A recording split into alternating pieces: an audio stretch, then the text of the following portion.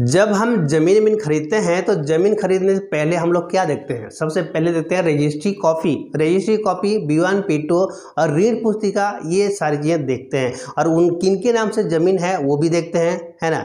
तो जो लोग बेच रहा है उसी के नाम से ज़मीन है या नहीं है, या उनके परिवार के ज़मीन है या नहीं है, वो देखते हैं। और रजिस्ट्री कॉपी में कितना ज़मीन है, खसरा नंबर क्या है और इस खसरा नंबर का कितना एकड़ ज़मीन है, कितना एरिया है, वो देखते हैं। B1 P2 में कितना ज़मीन है वो देखते हैं। ऋण पुस्तिका में कितना है वो देखते हैं, ठीक है। तो पहले तो आप क्या करेंगे कि रजिस्ट्री कॉपी, ऋण पुस्तिका और B1 P2 तीनों को आप मिला लें कि तीनों में बराबर है या नहीं है। जैसे मान लीजिए कि रजिस्ट्री कॉपी में 1 एकड़ 50 डिसमिल दिखा रहा है, तो B1 P2 में भी 1 एकड़ 50 डिसमिल ही दिखना चाहिए और ऋण पुस्तिका में 1 एकड़ 50 डिसमिल ही दिखना चाहिए।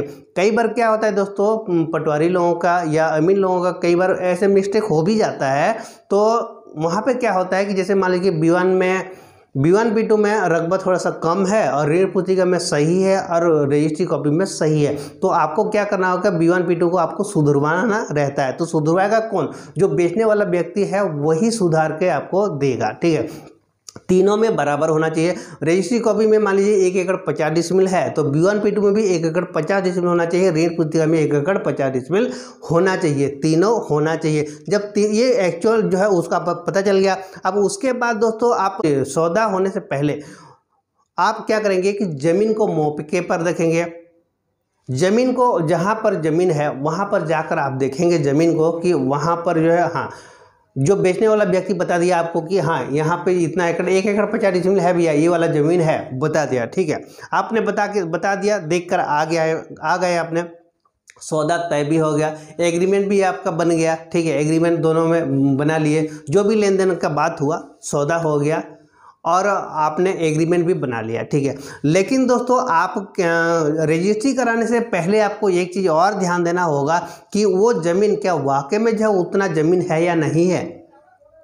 1 एकड़ 50 डिसमिल अगर रजिस्ट्री में है, B1 P2 में है, ऋण पुस्तिका में है, तो मौजूदगी में जब वहाँ पे जब ज़मीन जब नपवाने जा रहे हैं तो वहाँ पर 1 एकड़ 50 डिसमिल ही है ज़मीन, या फिर कोई अगल बगल व्यक्ति वाले कोई कब्जा कर लिए हैं तो कम निकल रहा है, तो वो चीज़ का आपको ध्यान देना बहुत ज़रूरी होता है। अगर आप ध्यान नहीं देंगे तो आपका लॉस भी हो सकता है। मान लीजिए कि आपने अगर वो चीज़ें चेक नहीं किया, रजिस्ट्री कॉपी देखकर, B1 P2 देखकर और ऋण पुस्तिका देखकर आपने रजिस्ट्री भी करा ली, रजिस्ट्री कर दी है, तो आपको वहाँ पे लॉस हो सकता है। लॉस कैसे होगा कि जब आप उसको बाद में जब आप नापा जोखा कराएंगे ना, तो उस समय आपको कम निकलेगा। मान लीजिए 1 एकड़ 40 डिसमिल निकल जाएगा, तो उस समय आपका लॉस होगा, ठीक है। तो लॉस होने से बचने के लिए आपको क्या करना होगा दोस्तों कि आपको पहले ही जो है करा लेना चाहिए। जैसे मान लीजिए एग्रीमेंट का सौदा हो गया, आपने एडवांस दे दिए ज़मीन का, ठीक है। एडवांस देने के बाद आप क्या बोलेंगे, जो बेचने वाला व्यक्ति है उनको आप ये बोल सकते हैं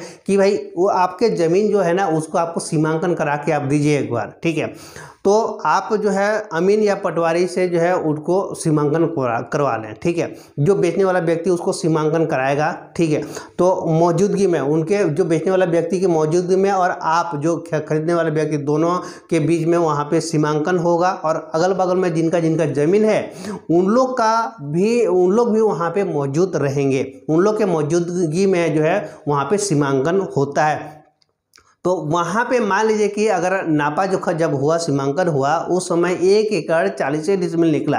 रजिस्ट्री में 1 एकड़ 50 डिसमिल है, लेकिन आपको निकल रहा है वहाँ पे 1 एकड़ 40 डिसमिल ही निकल रहा है।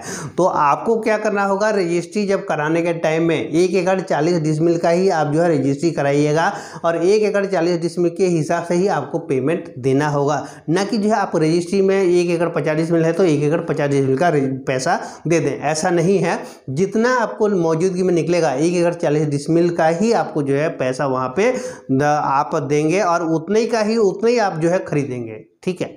जितना निकलेगा उतने ही का आप खरीदेंगे, उस हिसाब से पेमेंट देंगे, तो आपका पैसा बच जाएगा। अब बिना देखे बिना सोचे अगर आपने रजिस्ट्री कॉपी देकर आपने रजिस्ट्री करा देते हैं तो आपको जो है 10 डिसमिल का नुकसान हो सकता है। 1 एकड़ 50 डिसमिल रजिस्ट्री कॉपी में है और जो है आपने बाद में जब उसको सीमांकन कराने लगे, रजिस्ट्री कराए हुए आपको जो है 6 महीना हो गया है, तो 6 महीने के बाद आपने उस ज़मीन को जो है सीमांकन करा रहे हैं, तो उस समय आपको 1 एकड़ 40 डिसमिल निकल रहा है, तो उस समय आपका तो नुकसान हो गया। 10 डिसमिल का पैसा आपने ऐसे ही एक्स्ट्रा दे दिए, तो आपका नुकसान हो जाएगा। तो नुकसान से बचने के लिए आपको ये सारे काम जो है पहले ही कर लेना चाहिए, यानी कि रजिस्ट्री होने से पहले पहले आप जो है उसको ज़मीन को जो है जिनसे आप खरीद रहे हैं उनको बोलिए कि आप सीमांकन करके दीजिए, ठीक।